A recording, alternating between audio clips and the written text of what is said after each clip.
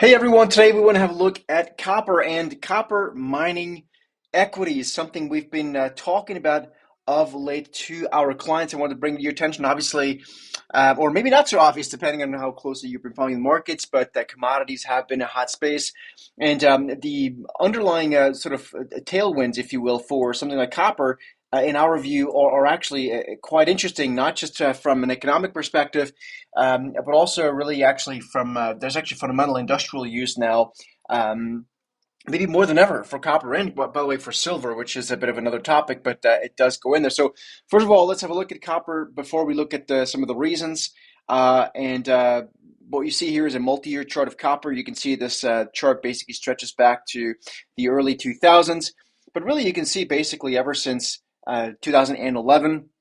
Also, when gold peaked, we've basically had copper essentially tread water and consolidate, and now we're really coiling up here. I think copper has potentially a lot higher to go over a multi-year sort of duration. That's one thing. Now, before we look at individual equities, so this is what's happening in the underlying price of copper, which I think again to me this is nothing but bullish. Now, in our market rover, which is our trend following tool, you can see that the market rover just recently, if you look over to the right hand side there, you can see just recently once again went bullish trend. What the market rover did is it told us copper was bullish trend starting in August of 2020.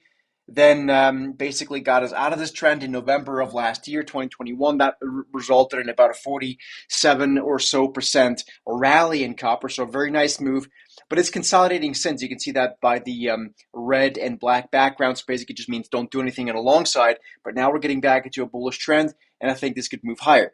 Now, one stock that I always like to watch very closely when it comes to copper, the copper space and the mining space in general, is Freeport-McMoRan.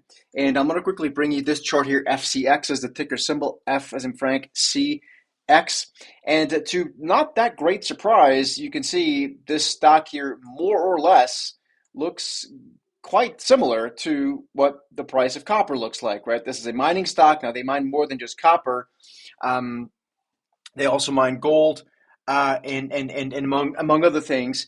But nevertheless, you can see this is not something I'd want to be bearish, particularly if we talk about that underlying bullish trend in copper. Now, again, this is more of an investment time horizon, not an immediate gratification trade. But one thing I want to talk about now, or just quickly mention for a second, is what are some of the other reasons besides the fact that this looks bullish on a chart and whatever macroeconomic backdrop there might be. Quite frankly, at the end of the day, this comes down to electronic vehicles, electric vehicles, EV, whatever you want to call it. EV has quite a bit of input in the batteries, of course, with copper and silver as well. So one could kind of make a not too dissimilar argument for silver, the price of silver, and maybe equities that are related in that. But at Freeport-McMoRan, the price of copper, and maybe to some extension,